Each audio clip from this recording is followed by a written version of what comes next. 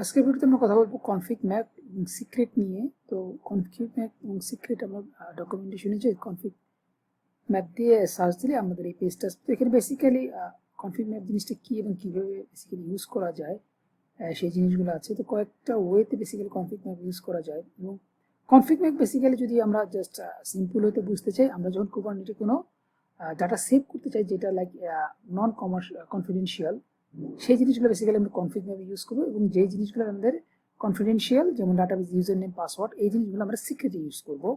তো এক কথা যদি বলতে চাই তাহলে এটা হলো কনফিগ ম্যাপ। যদি আমরা ডাটাবেসে কোনো কিছু যেটা সেভ করতে চাই যেটা আমাদের সিক্রেট না, সেই যে জিনিসগুলো সেটা হচ্ছে কি আমরা কনফিগ ম্যাপের মাধ্যমে ইউজ করবো। এবং যে জিনিসগুলো আমাদের সিক্রেটলি ম্যানেজ করতে হবে, যেটা সব অ্যাক্সেসেবল না, সেন্সিটিভ ডাটা, সেই জিনিসগুলো আমরা সিক্রেট ম্যানেজার ইউজ করবো। তো এখানে কনফিগ ম্যাপে বেসিক্যালি কয়েকভাবে করা যায়। তো আমি যেটা বেস্ট হয় সেই জিনিসটা সেই ওয়েটাই দেখাবো। এবং এখানে সিক্রেটে যদি যাই, কনফিগ ম্যাপের নিচে সিক্রেট সেই ওয়েতে এখানে সিক্রেটটা কীভাবে করতে হয় এবং সিক্রেট ক্রিয়েট করা কয়েকটা ওয়ে আছে, সেই জিনিসগুলো এখানে বেসিক্যালি দেওয়া আছে।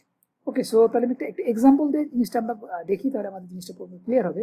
যেটা আমি সামারি দিয়ে বুঝলাম যে কনফিগ ম্যাপ হচ্ছে গিয়া আমাদের ডাটাগুলো লাইক প্লেইন টেক্সট হিসেবে থাকবে এবং সিক্রেটের মধ্যে আমাদের ডাটাগুলো এনক্রিপ্টেড হিসেবে থাকবে, যেটা সিকিউর হিসেবে। সো আমার এখানে একটা ফোল্ডার আছে, এটার মধ্যে আমি বেসিক্যালি একটা কনফিগ ম্যাপ ক্রিয়েট করবো। তো আমার এখানে অলরেডি ক্রিয়েট করা আছে। তো আমি জাস্ট আপনাদের বুঝিয়ে দিই কীভাবে করতে হয়। যদি পুরোটা আমি লিখতে যাই তাহলে বেসিক্যালি আমার সময় অনেক লাগবে, ভিডিওটা অনেক লেন্দি হয়ে যাবে। সো আমি কনফিগ ম্যাপ কনফিগটা জাস্ট ওয়াই এর নাম দিই।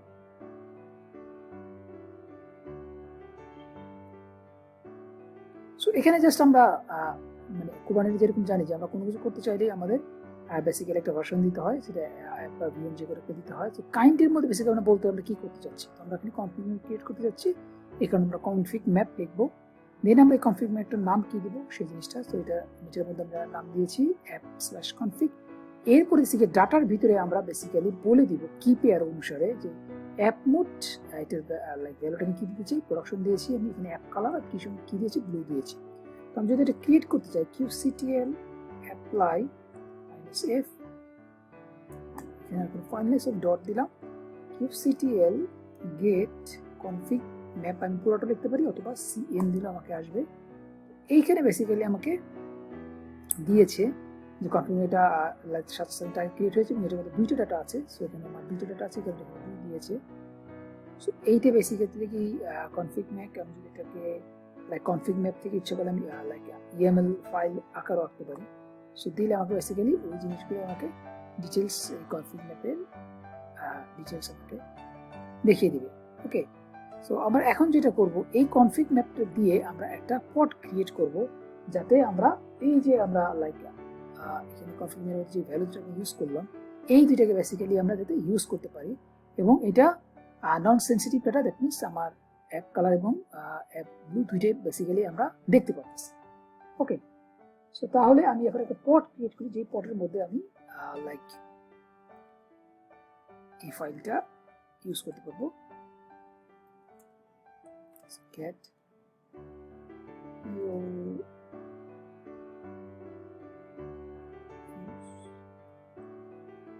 config।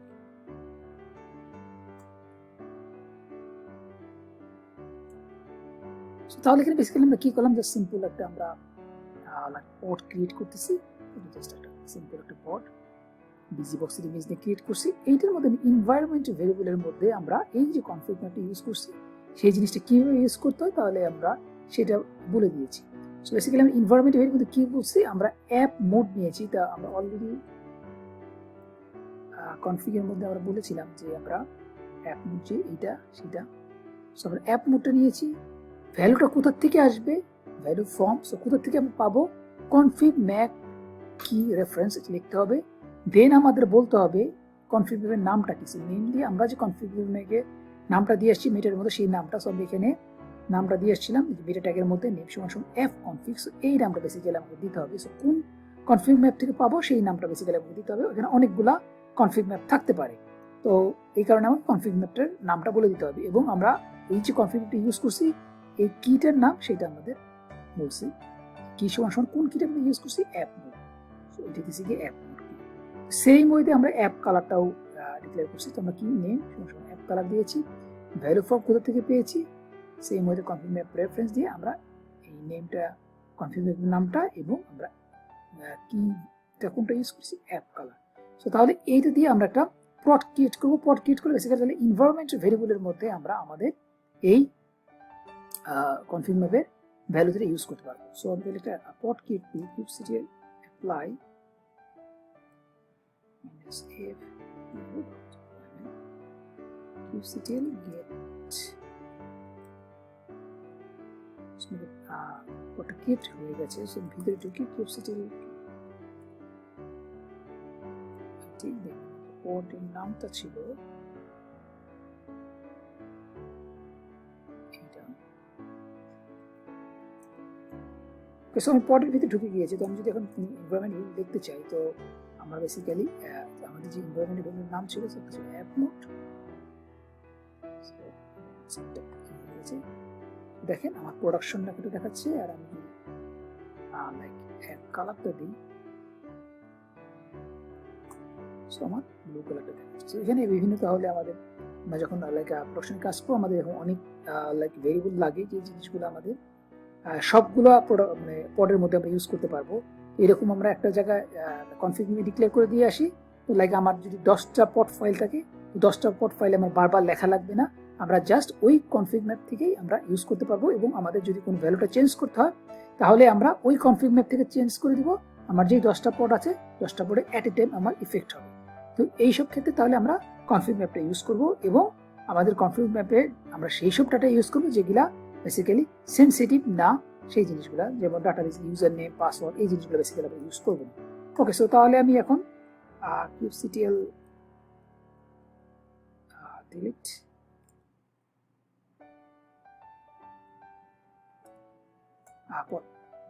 পরের নামটা ছিল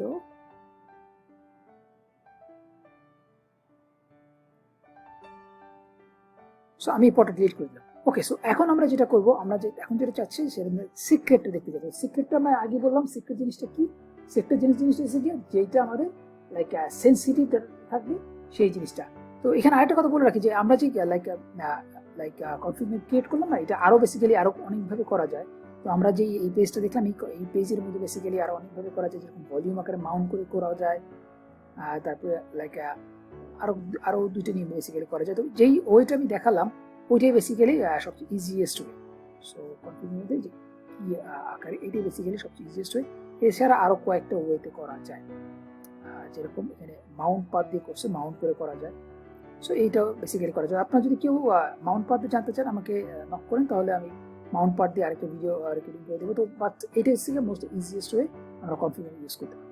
সো এখন আমরা যেটা করবো তাহলে সিক্রেট করবো। তো সিক্রেটটা আমি যেটা বললাম যে আমাদের সেন্সিটিভ ডাটা ইউজ করার জন্য। তো সিক্রেটের ইউজ করার জন্য আমাদের আগে যেটা করতে হবে, আমাকে ডাটাটা এনক্রিপ্ট করতে হবে। তো লাইক মনে করেন আমি লাইক ইউজার নেম আর পাসওয়ার্ড যদি ডাটাবেস ইউজ করতে চাই, সো লাইক আমি দিলাম কত, আমার আগে বেসিক্যালি ডাটাটা এনক্রিপ্ট করে নিতে হবে। তো আমি চাইলাম যে আমার ইউজার নেম হবে অ্যাডমিন, আমি বেস 64 দিয়ে এনক্রিপ্ট করব, দিলে আমাকে বেসিক্যালি ওইটাকে এনক্রিপ্টেড করে দিয়ে দিবে। সেম ওয়েতে আমি অ্যাডমিন পাসওয়ার্ড দিলাম, লাইক ঢাকা দিলাম, সো আমাকে এটা এনক্রিপ্ট করে দিল। তো এই ভ্যালু দুইটা দিয়ে আমি একটা বেসিক্যালি সিক্রেট ক্রিয়েট করব। তো সিক্রেট সেম ওয়েতে আমরা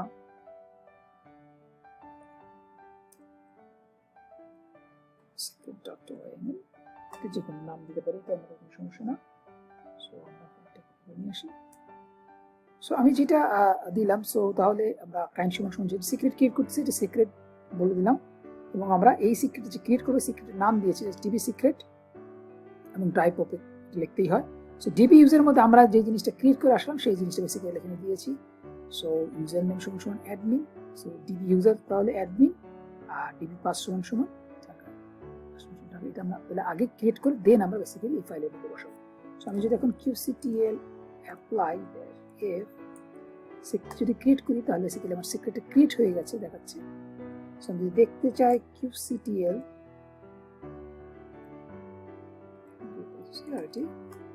সো আমার দেখেন ডিবি সিক্রেটটা দেখাচ্ছে।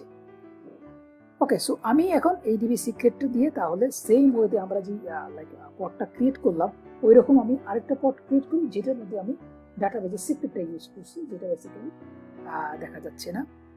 সো আমি যদি লাইক ক্যাট দিয়ে পডটা ক্রিয়েট করে দেন আমি আপনাদের দেখাই পড সিটা।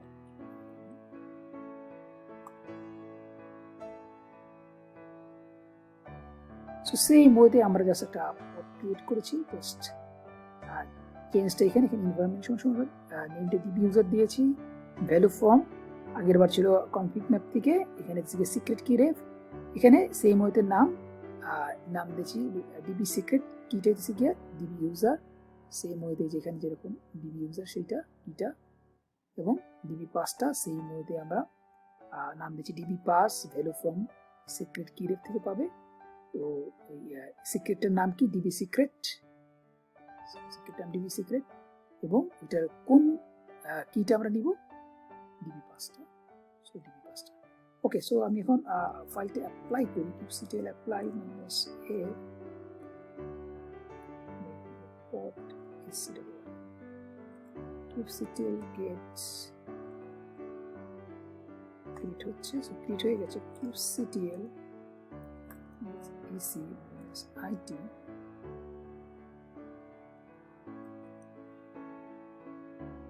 সো এখন যদি আমি ইকো $, আমাদের ভ্যারিয়েবলটা কি ছিল, একটা ছিল ডিবি ইউজার, তাহলে আমাকে দেখেন ডিবি ইউজারটা দেখাচ্ছে, এবং এটা ছিল পাস, ডিবি পাসটা দুইটাই আমাকে দেখাচ্ছে। তো এইভাবে তাহলে আমরা সিক্রেটের মাধ্যমে বেসিক্যালি যদি সেন্সিটিভ ডাটা সেই জিনিসগুলো আমরা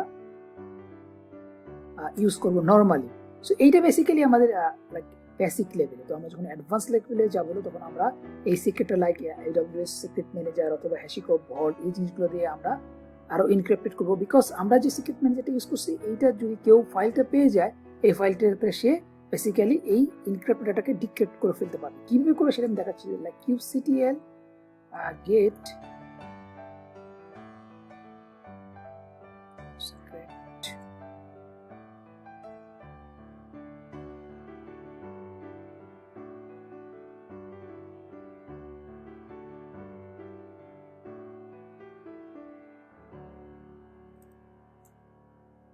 সো আমাদের সিক্রেট নাম ডিবি সিক্রেট,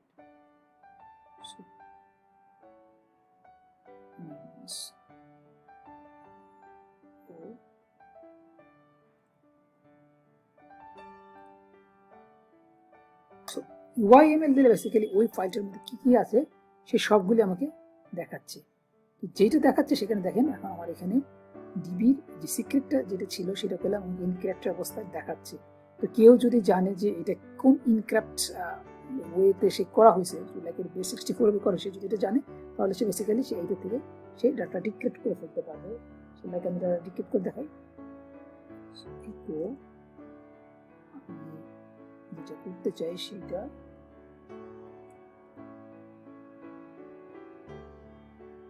কোন মেথডটা ইউজ করেছি বেস 64, দেন আমি ডিক্রিপ্টের জন্য।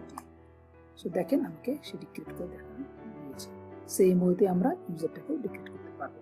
সো তাহলে যেটা আমি বুঝলাম যে লাইক এটা যদিও সেন্সিটিভ ডাটা কিন্তু এটা 100% সিকিউর না, যদি কেউ এই ফাইলটা হাতে পেয়ে যায় তাহলে সে ওইটাকে অ্যাক্সেস করতে পারবে।